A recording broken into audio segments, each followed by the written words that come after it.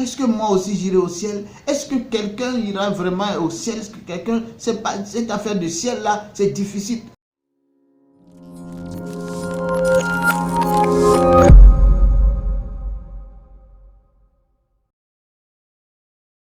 Shalom, shalom et bienvenue dans nos vidéos Éclaire-moi.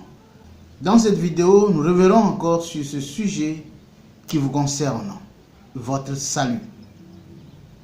L'assurance de votre salut. Et la question que nous abordons aujourd'hui avec vous, c'est comment croire au Seigneur Jésus-Christ pour être sauvé. Comment croire? Comment savez-vous que vous croyez réellement en Jésus-Christ? Ah oui, nous pouvons savoir que pour être sauvé, il faut croire en Jésus-Christ. Mais comment savez-vous que vous croyez réellement au Seigneur Jésus-Christ? Comment savez-vous que vous croyez au Seigneur Jésus-Christ? Alors nous voulons vous aider à avoir une réponse à cette question, une réponse claire à cette question, en vous apportant quelques éléments qui vont vous situer. Alors restez avec nous, abonnez-vous sur notre page, vous qui venez de nous découvrir, afin de pouvoir recevoir ces précieuses vidéos, ces précieuses explications qui vont vous conduire dans votre destinée éternelle. Que le Seigneur vous bénisse.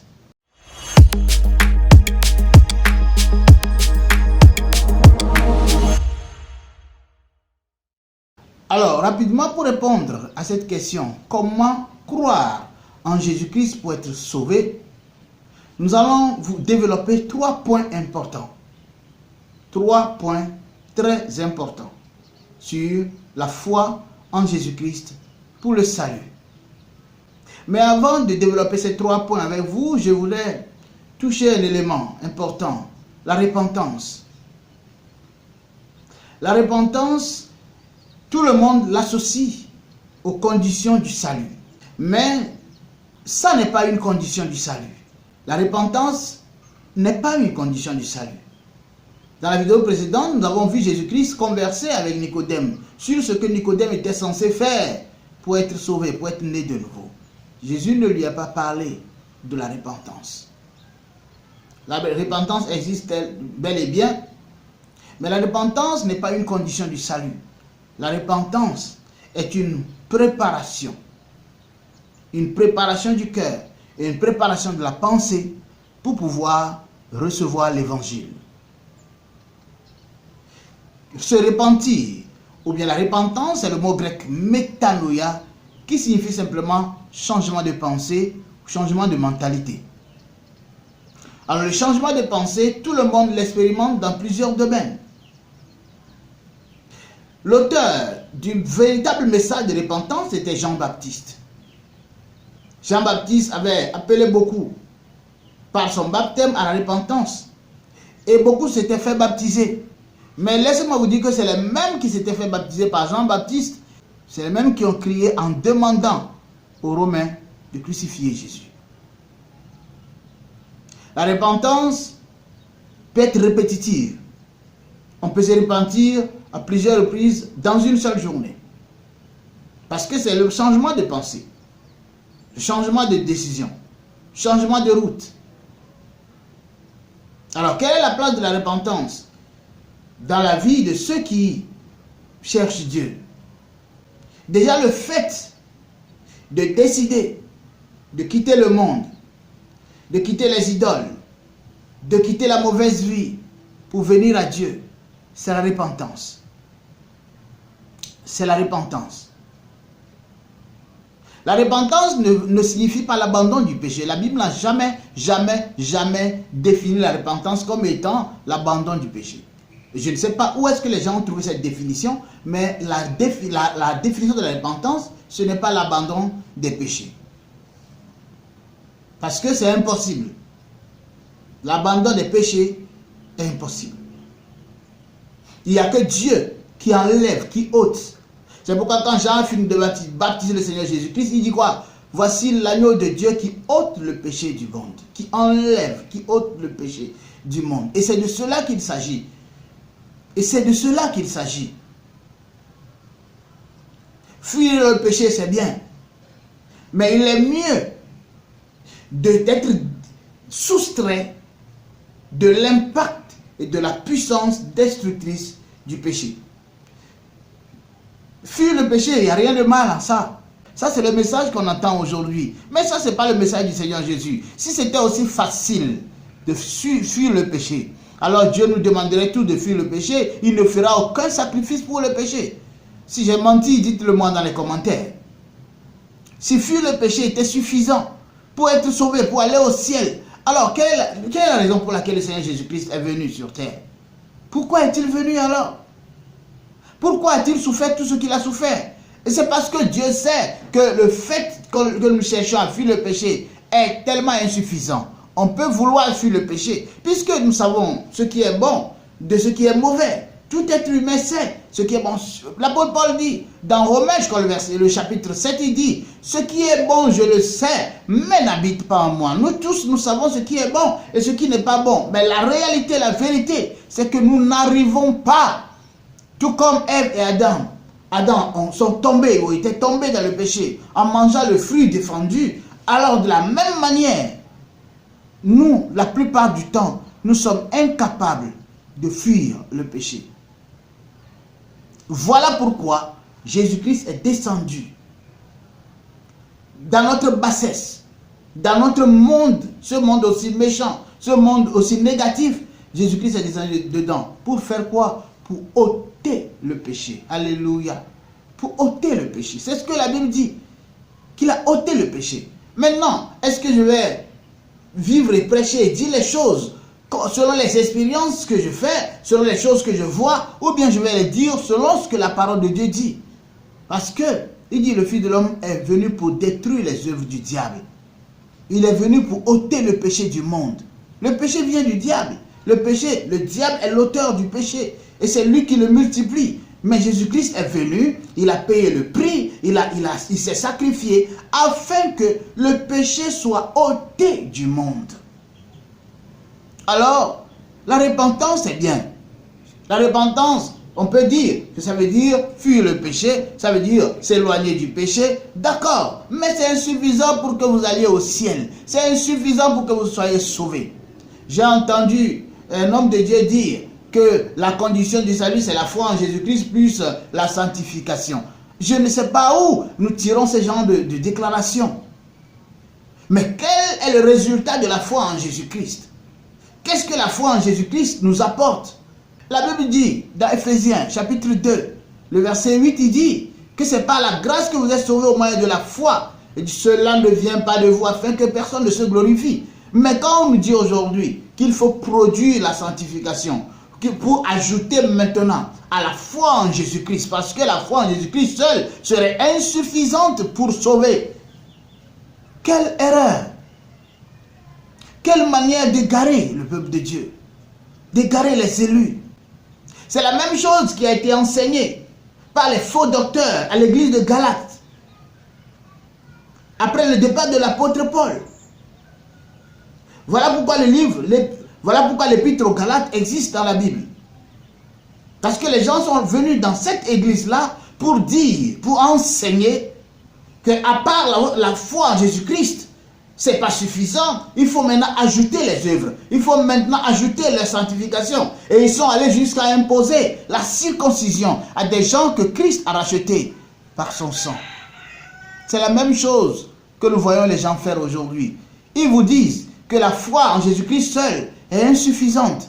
Mais laissez-moi vous dire que c'est tout ce qu'il vous faut pour être sauvé. La foi en Jésus-Christ. C'est parce qu'ils n'ont pas compris ce que c'est que la foi en Jésus-Christ. Ils n'ont pas compris ça, les implications et les aboutissements de la foi et les conséquences de votre véritable foi en Jésus-Christ. Ils n'ont pas compris cela. Voilà pourquoi les gens pensent qu'à part la foi, il faut associer la sanctification ou, bref, les œuvres.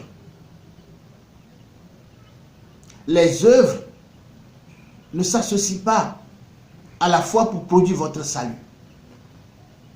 Seule la foi, par la foi, au moyen de la foi, par la grâce, au moyen de la foi.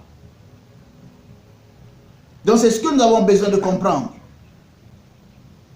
afin de changer notre mentalité. afin d'être alignés dans les raisonnements de Dieu. L'apôtre Paul dit, nous renversons tous les raisonnements et toute hauteur qui s'élève contre la connaissance de Christ. Et nous amenons toute pensée captive à l'obéissance de Christ. Le but, c'est d'amener votre pensée captive à l'obéissance de Christ. C'est dans votre intérêt. Nous n'avons rien à y gagner, c'est dans votre intérêt que vous parveniez à comprendre la pensée de Dieu.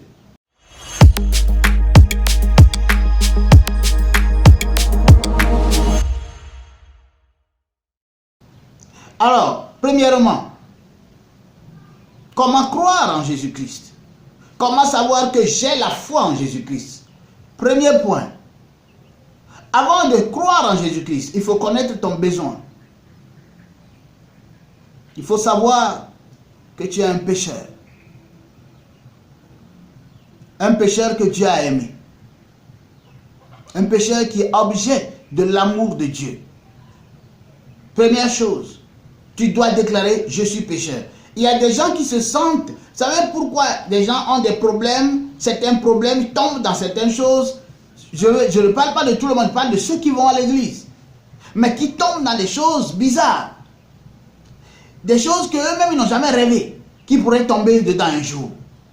Des choses négatives, je veux dire. Ils tombent dans des péchés. Et ils sont dépourvus.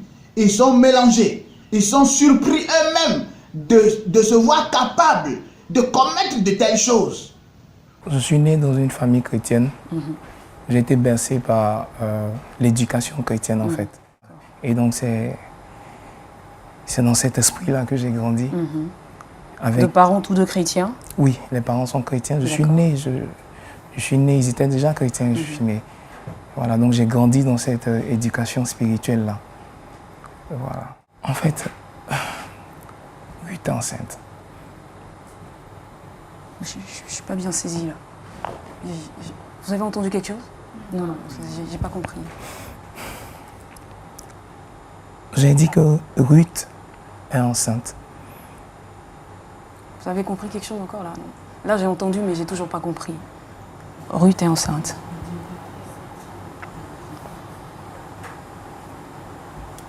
Qui est Ruth? Ruth, enfin, je sais pas. Votre femme? Je suis pas encore marié. Je suis pas encore marié. Votre fiancé? Non plus. Je suis pas encore fiancé. Votre sœur? Ruth, c'est la fille de mon pasteur.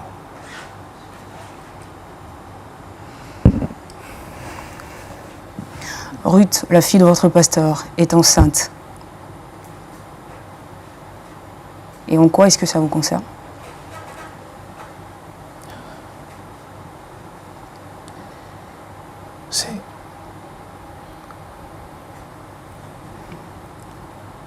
Franchement, je ne sais pas où commencer. C'est une histoire qui n'a pas vraiment... C'est-à-dire que c'est vous qui êtes l'auteur en fait de la grossesse de Ruth? Malheureusement, je suis l'auteur de la grossesse. La grossesse de Ruth. Ruth était la fille du pasteur. Et moi, j'ai grandi dans une éducation, avec une éducation vraiment exceptionnelle. Et donc, mes parents qui avaient vraiment confiance en moi n'y voyaient vraiment pas d'inconvénients. Voilà. Ils apportaient même leur appui. Voilà. Et très souvent, il arrivait même qu'on finisse tard de répéter. On répétait tard, on finissait, je la raccompagnais. D'accord. La guitare est un instrument qui rapproche. Vous nous dites aujourd'hui que Ruth, votre sœur en Christ, est enceinte de vous. Ouais. Enfin, on veut bien savoir exactement à quel moment, enfin je veux dire, quand est-ce que tout cela s'est passé pour que vous puissiez en arriver là?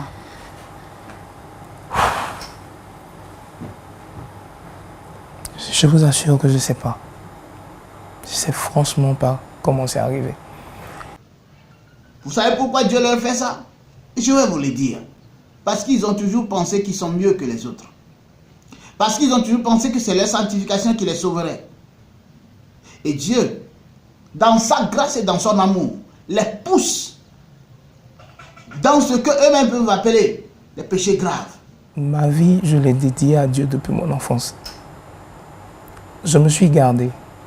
J'ai pratiquement pas vécu la jeunesse, comme on le dit. Et je vous assure, le jour c'est arrivé. Le jour c'est arrivé. J'ai senti comme la terre tombait sur ma tête en fait. Toute une vie.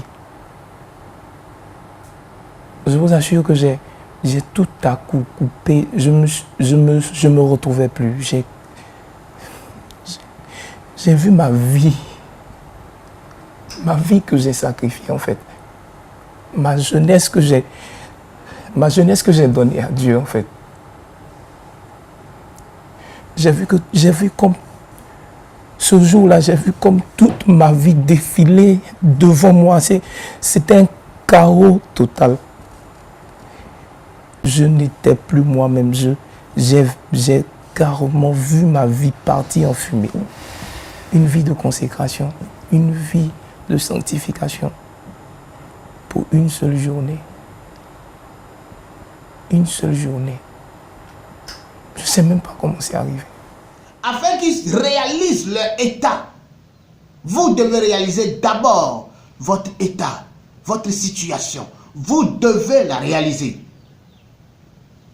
Vous devez vous identifier selon la pensée de Dieu. La Bible dit que tous ont péché et sont privés de la gloire de Dieu. Donc ce n'est pas vous. Ce n'est pas vous qui allez faire l'exception. Première chose, sachez que vous êtes pécheur. Vous savez, par expérience, je peux dire que c'est facile à une personne qui est dans le péché d'être sauvée qu'à une personne qui essaye de vivre la repentance, la sanctification et tout ce qu'on vous présente aujourd'hui.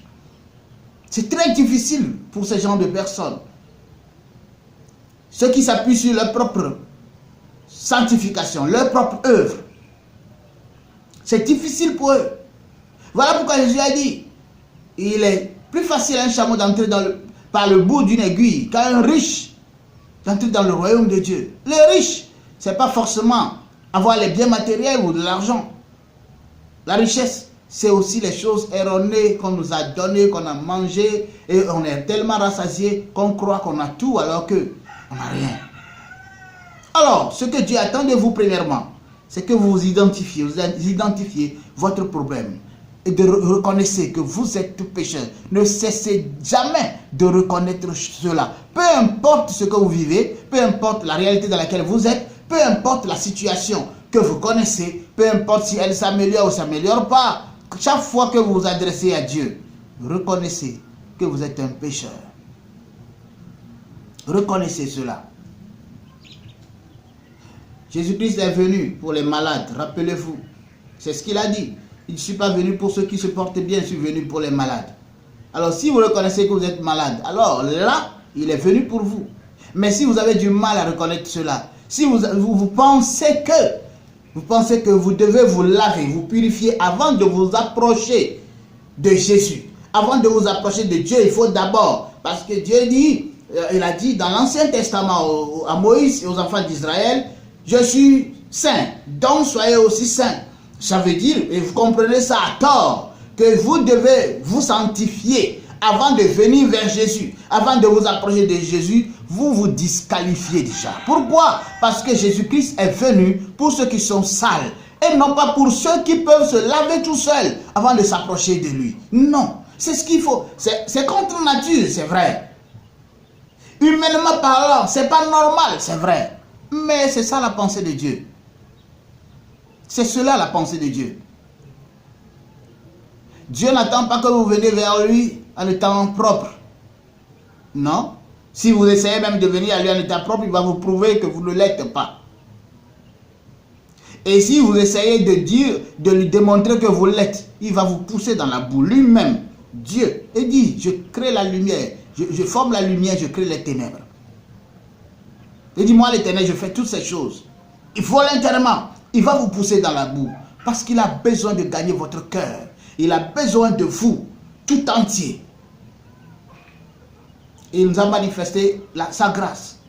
La grâce a été manifestée en Jésus-Christ pour que nos péchés soient ôtés. Si toi tu viens sans péché, qu'est-ce qui sera ôté pour toi? Qu'est-ce qui sera ôté pour toi? Il faut que tu viennes avec ton péché et que ce soit Jésus-Christ qui ait ôté ton péché. Ce n'est pas toi-même d'ôter tes péchés. Non.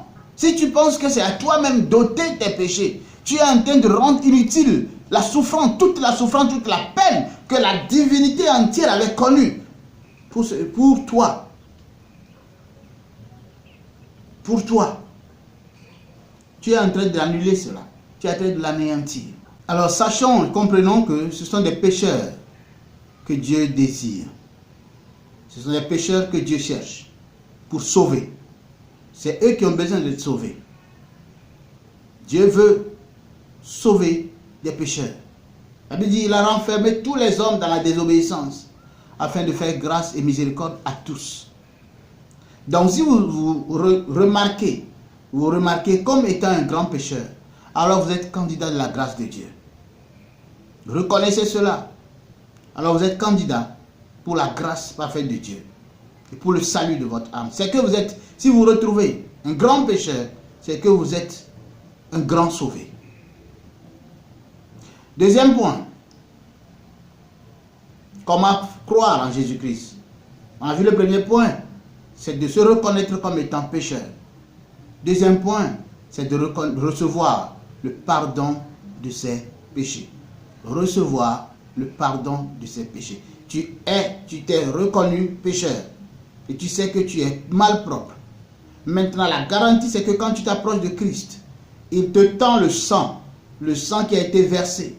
Et ce sang purifie tes péchés. C'est ce sang qui a été le sacrifice suprême, qui a été payé, le prix qui a été payé pour ton salut, pour ton pardon. Alors tu dois recevoir le pardon de tes péchés. Il y a beaucoup qui sont des chrétiens, ils savent qu'ils sont des pécheurs, mais ils n'ont pas réussi à recevoir le pardon de leurs péchés.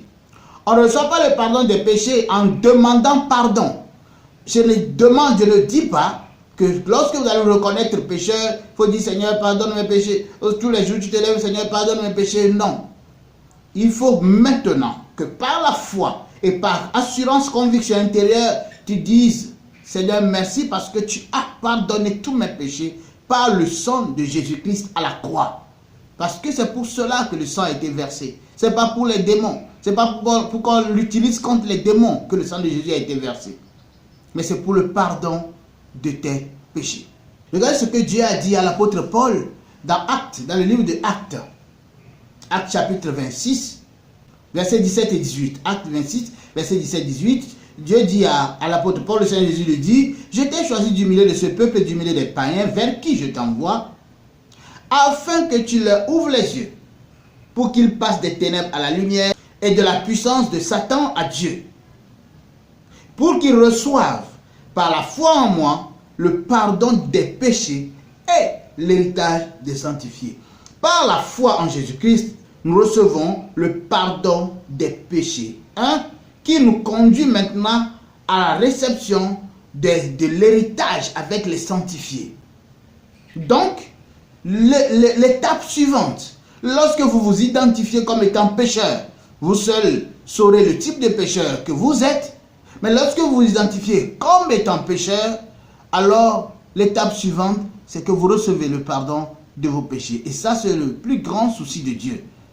Pas que les hommes arrêtent de pécher, non, mais que les hommes parviennent, réussissent à recevoir le pardon de leurs péchés. Voilà ce que Dieu attend des hommes pour les sauver. Ils se rendent compte de leur incapacité, d'accord. Mais ce n'est pas fini, ça ne s'arrête pas là. Moi, je suis un pauvre pécheur. Tous les matins, je suis un pauvre pécheur. Tous les soirs, tous les midis, je suis un pauvre pécheur. Tous les soirs, je suis un pauvre pécheur. Ça ne suffit pas. Maintenant que tu sais que tu es un pauvre pécheur, Dieu te dit, j'ai payé pour tes péchés. Tout ce que tu as à faire, c'est de recevoir le pardon en moi. En croyant en moi, tu reçois le pardon. En croyant dans l'œuvre que Jésus-Christ a accomplie à la croix, pour toi, tu reçois le pardon de tes péchés. Et ce pardon-là, c'est au-delà du pardon. C'est une résurrection en fait. Tu reçois le pardon de tes péchés. Et c'est la grâce là que Dieu t'a fait. Vous savez, si vous êtes incapable de célébrer Dieu pour votre salut, c'est que vous n'êtes pas sauvé. Vous n'avez rien compris. Parce que si tu sais le type de personne que tu es, si tu te connais vraiment, tu connais tes faiblesses, tu connais qui tu es, et on te dit que malgré cela, Dieu t'aime, et il a tout fait pour que tout ce que tu es, et tout ce que tu as de négatif en toi, soit nettoyé, définitivement nettoyé, afin que cela ne subsiste pas contre toi. C'est ce que la Bible dit dans le livre des Colossiens. Il a effacé l'acte de les ordonnances nous condamnaient et qui subsistait contre nous. Il a effacé, par le sang, il a effacé l'acte dont les ordonnances nous condamnaient. Tout ce qui peut se lever contre toi, devant le tribunal de Dieu, devant le jugement de Dieu, tout ce que tu as pu faire, tout ce que tu as pu dire, tout ce que tu as pu être, Dieu est disposé à pardonner, à condition que tu reçoives le pardon de tes péchés. Sinon, tout a déjà été fait. Il a tout fait. Il a tout changé. Il a tout transformé. Mais ce qu'il attend de toi et de moi, c'est que nous recevions le pardon. Recevez le pardon des péchés. Ça, c'est la deuxième étape.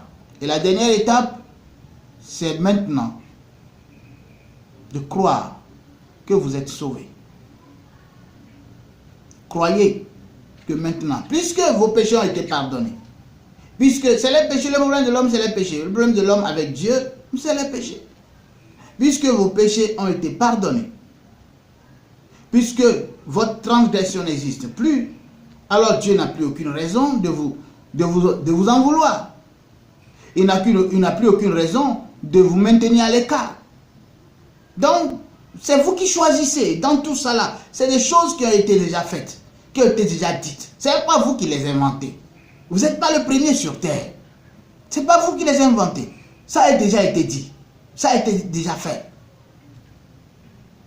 Pour que tu sois pécheur, ce n'est pas toi. C'est un héritage. Tu l'as acquis par le sang, par la naissance. C'est ton héritage adamique. Ce n'est pas toi qui as fait quelque chose. Le nom de famille que tu as, ce n'est pas toi qui porte ça. Le sang qui circule dans tes veines, ton ADN n'a pas été fabriqué par toi. Tu n'es qu'un héritier. Tu n'es que quelqu'un qui subit. Tu subis et puis tu manifestes. Tu subis, tu manifestes. Et Dieu vient dire, je vais régler ça. Il suffit que tu crois que tout ça a été réglé. Il suffit que tu crois que tout ça a été payé. Tout ça a été réglé. Tout ça a été fini. Terminé. Quand tu crois en cela, tu le dis avec assurance. Alors c'est fini, effectivement. C'est fini. Alors c'est fini. Alors tu as été pardonné. Oui, c'est fini. C'est fini. Le diable va vouloir te dire que ce n'est pas fini, mais Dieu te dit qu'à ce niveau, c'est fini. Tout ce qui pouvait te bloquer pour t'empêcher d'aller au ciel, c'est fini. C'est fini, je t'ai pardonné. Tu as reçu mon pardon. Et ça, le plus important, Dieu a laissé le pardon. C'est comme la piscine de Bethesda qui était disponible pour tout le monde. Mais heureusement pour nous, c'est que Dieu nous a rendus capables. C'est ce que Paul dit aux Colossiens. Il dit rendez grâce au Père, Colossiens 1, verset 12. Il dit rendez grâce au Père, qui vous a rendu capable d'avoir part à l'héritage des saints de la lumière. Il nous a rendu capable. Dieu nous a rendu capable de recevoir le pardon de nos péchés. Il nous a rendu capable, à moins que vous refusiez, à moins que vous soyez assez arrogant, assez hautain pour refuser cela. Ça, c'est votre problème. Sinon, Dieu vous a rendu capable. Il n'y a rien qui peut, si vous voulez recevoir le pardon de vos péchés, il n'y a rien qui peut vous arrêter. Parce que Dieu vous en avait rendu capable. C'est ce que Paul dit. Il nous a rendu capable d'avoir part à l'héritage des saints. L'héritage des saints, c'est quoi? La vie éternelle. Cette capacité, on ne l'a pas après le salut. Hein. C'est quand on veut rentrer dans le salut, il nous faut cette capacité. Il nous faut cette force, il nous faut cette énergie. Et c'est Dieu qui nous procure cela. C'est Dieu qui m'en avait procuré moi aussi. Lorsque je ne savais rien sur mon salut, lorsque j'étais perdu, je ne savais même pas là où j'allais. C'est Dieu qui m'en a procuré. Et c'est ce qu'on appelle la grâce de Dieu. Au début, c'est lui. C'est lui qui t'a créé. Et quand il te crée, il t'a créé dans le péché. Il a décidé d'envoyer Jésus sur la terre sans péché. Il a fait oui ou non? Il a fait. Mais toi, il dit, je ne vais pas t'envoyer sur la terre sans péché. Je t'envoie sur terre avec péché. Et non seulement tu auras le péché en toi, mais tu vas le vivre. Parce que c'est en cela que tu trouveras mon importance pour toi, ma valeur, la valeur de la raison pour laquelle tu es passé sur la terre. Il ne suffit pas de dire aux gens, vous commettez des péchés, vous avez des péchés, des péchés, c'est bien. Mais est-ce que c'est cela la solution? Ces solutions-là, ça ne dure que quelques secondes. Ça ne dure que quelques secondes. Pour ne pas dire quelques heures seulement, pour que la personne redevienne ce qu'elle était.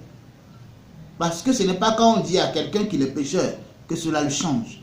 Mais c'est quand on lui dit que oui, tu es pécheur, mais Dieu t'a aimé et il a envoyé la solution à ton péché. C'est le sang de Jésus. C'est l'agneau qui a été sacrifié. Tout ce que tu as à faire, c'est de recevoir dans ton cœur.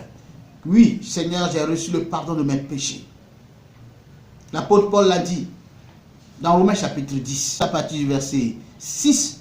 Il dit, mais voici comment parle la justice qui vient de la foi. Ne dis pas en ton cœur, qui montera au ciel? C'est en faire descendre Christ. Il dit, lorsque tu arrives à la troisième étape maintenant, c'est que tu crois que maintenant, je suis sauvé. Tu lèves les mains, tu dis, Seigneur, merci parce que je suis sauvé. Maintenant, tous mes péchés sont pardonnés. Il n'y a plus d'obstacle entre toi et moi. Le mur de séparation, la colère de Dieu qui pesait sur moi est maintenant anéantie, est maintenant annulée, maintenant effacée. Lorsque tu fais cela, alors tu te mets dans la condition d'être sauvé. Dieu est fier de te voir faire ça.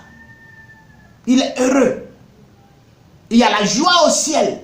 Non pas parce que tu es parti à l'église, mais parce que tu es sauvé, parce que tu es né de nouveau. Ça, tu n'as pas besoin d'un pasteur. Moi, je suis là pour expliquer. Mais après, c'est à toi seul de prendre la décision et de te lever pour agir en conséquence. Et juste que je suis en train de te montrer la voie. Je suis en train de te montrer la stratégie. Mais c'est à toi de te lever et de faire quelque chose. Alors, Paul dit, ne dis pas, voici comment la foi se manifeste. La justice qui vient de la foi se manifeste. Elle ne dit pas, est-ce que moi aussi je vais aller au ciel? Non. Parce que si tu le dis, ça veut dire que tu mets ta propre foi en cause. Tu mets le fait que Jésus-Christ est monté au ciel, tu mets cela en cause. Parce que si tu crois en lui, ça veut dire qu'il t'a aussi transporté au ciel. Il t'a aussi transporté au ciel. Maintenant, si tu dis que tu crois en Jésus et que la question là encore vient dans ta tête, est-ce que moi aussi j'irai au ciel? Est-ce que quelqu'un ira vraiment au ciel? Est-ce que quelqu'un, c'est pas cette affaire de ciel là, c'est difficile. Quand tu dis ça, Paul dit, c'est comme tu es en train de faire descendre Jésus-Christ du ciel. Il est notre garantie pour la vie, pour la résurrection, pour le pardon, pour le ciel. Jésus-Christ est notre garantie. Je continue la lecture. Ou qui descendra dans l'abîme, c'est faire remonter Christ d'entre les morts. Que dit-elle donc? La parole est près de toi, dans ta bouche, dans ton cœur. Or, c'est la parole de la foi que nous prêchons. C'est la parole de la foi. La foi, c'est quoi? C'est la conviction intérieure qui est verrouillée. Et tu refuses de croire autre chose. Jésus lui-même l'a dit dans Jean chapitre 5, verset 24. Il dit, celui qui croit en moi, il est passé de la mort à la vie. Lui, il ne vient pas en jugement. Les gens vont te dire, mais si tu ne fais pas ceci, si tu crois en Jésus, mais tu ne fais pas ci, tu ne fais pas ça, tu iras en enfer. Ça n'engage que. Ce n'est pas eux qui tiennent les clés de l'enfer, en tout cas. Il dit, tu ne viens plus en jugement, mais tu es passé de la mort à la vie. Lisez Jean chapitre 3, tout le chapitre 3 de Jean, c'est des paroles merveilleuses qui me rassurent et qui vous rassurent vous aussi. Ça vous rassure. En tout cas, par rapport à votre éternité, ça nous rassure tous. Ça nous rassure. Si tu confesses de ta bouche le Seigneur Jésus-Christ, et si tu crois dans ton cœur que Dieu l'a jeté des morts, tu seras sauvé. Alléluia. Car c'est en croyant du cœur qu'on parvient à la justice, et c'est en confessant de la bouche qu'on parvient au salut. Aujourd'hui, c'est plus facile pour nous de dire qu'il y a sorcier dans ma maison. Mon problème là, c'est un problème générationnel. C'est une malédiction générationnelle. Ça, c'est facile pour nous de le dire. Mais c'est difficile pour nous de dire que je suis sauvé, je suis citoyen des cieux, que j'ai été pardonné, tous mes péchés sont pardonnés, je ne suis plus pécheur. Ça, c'est difficile pour nous à le dire. Or, les deux, on n'a rien vu. On n'a pas vu. Est-ce que tu as vu le sorcier de ta maison? Comment tu l'as vu? On n'a rien vu. Est-ce que tu as vu tes malédictions générationnelles? Tu les as vues? Non, tu ne les as pas vues. Tu ne les as pas vues. Mais juste que c'est plus facile pour nous de croire dans le négatif que dans le positif. On préfère demeurer dans le négatif. Mais dans cette vidéo, je veux vous aider à quitter le négatif pour entrer, pour vraiment entrer dans votre éternité. Et Paul dit, la parole est près de toi. Maintenant là, elle est dans ta bouche. Si tu confesses, par tes paroles, tu seras justifié. Par tes paroles, tu seras condamné. Il n'y a pas autre chose. Il n'y a pas autre chose. Alors réfléchissez à votre éternité. Voilà comment on croit en Jésus. D'abord, tu reconnais, c'est important, c'est hyper important que tu reconnais que tu es un pécheur, que tu es un sale pécheur. Mais ce n'est pas pour pleurer à Dieu, oh Seigneur, lave-moi de mes péchés. Non, ce n'est pas pour ça que tu crois. Quand tu reconnais que tu es pécheur, l'étape suivante, c'est que tu lèves la main pour dire, Seigneur, malgré mes graves péchés, mes graves manquements, tu m'as pardonné, tu m'as justifié, tu m'as purifié, tu m'as accepté. Je te bénis pour cela. Je suis sauvé, je suis enfant de Dieu. J'ai l'assurance maintenant de mon salut. J'ai maintenant la conviction que je suis enfant de Dieu, que je suis citoyen des cieux. J'ai été transporté dans le royaume du Fils bien-aimé de Dieu.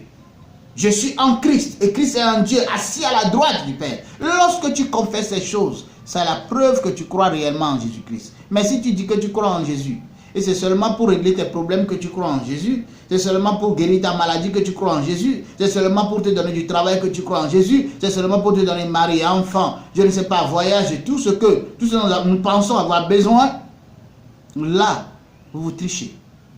Vous vous volez réellement, sérieusement. Vous vous mettez en danger.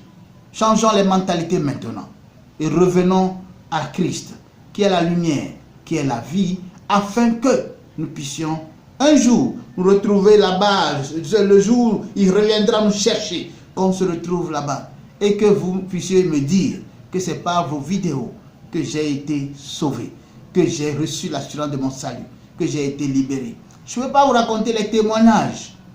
Je ne peux pas vous raconter les témoignages. Moi-même, mon témoignage concernant mon salut et sur mon parcours, c'est pratiquement 20 dernières années où j'ai servi Dieu, où j'ai prêché ces messages. Ceux que j'ai rencontrés ne sont pas des païens.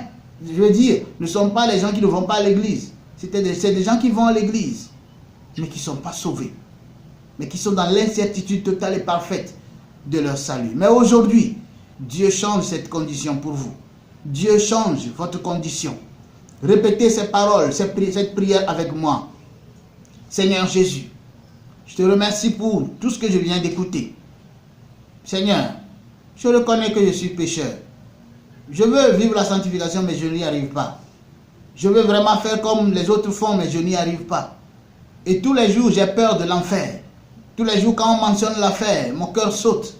Mais maintenant, je reconnais que je suis pécheur. Je m'abandonne complètement à toi. Je me laisse complètement à toi. Je m'abandonne à ta parole. Seule ta parole est la vérité. Seigneur, maintenant que je reconnais que je suis pécheur, je reconnais également que tu as pardonné mes péchés. Tu m'as lavé par ton sang. Par l'eau de ta parole, tu m'as purifié. Et tu m'as fait du bien. Maintenant, je suis sauvé. Maintenant, je suis libéré. Tout ce qui a été écrit contre moi, tout ce que le diable utilisait contre moi, maintenant, tu l'as effacé. Je suis une nouvelle création dès maintenant. Les choses anciennes sont passées. Je ne retournerai plus en arrière. Je ne retournerai plus dans mes doutes. Mais maintenant, je suis dans l'assurance parfaite. Je suis dans l'assurance totale. Tout ce que tu fais est bon dans ma vie. À partir de maintenant, je suis sauvé. Je suis enfant de Dieu. Je suis citoyen des cieux. Je suis assis dans les lieux célestes. Assis en Jésus-Christ. Au nom de Jésus. Merci Seigneur, parce que c'est fait. Au nom de Jésus. Amen. Félicitations à vous, bien-aimés. Vous avez reçu votre salut aujourd'hui. Il n'y a rien de compliqué dans ça. Ce n'est pas une question de fuir quoi que ce soit. Ce n'est pas une question de repentance. C'est une question du pardon des péchés. C'est le fait de laisser la croix et le sang de Jésus opérer leurs œuvres dans votre vie. Et c'est ce que vous venez de faire. Croyez maintenant dans cette petite prière que vous avez faite et vous allez voir que dans les jours à venir, votre assurance du salut va croître, va grandir en vous. Ne laissez personne et ne laissez rien vous faire douter de votre salut. Ce serait le diable qui voudrait bien voler votre quiétude et votre assurance. Que le Seigneur vous bénisse. Amen et à bientôt.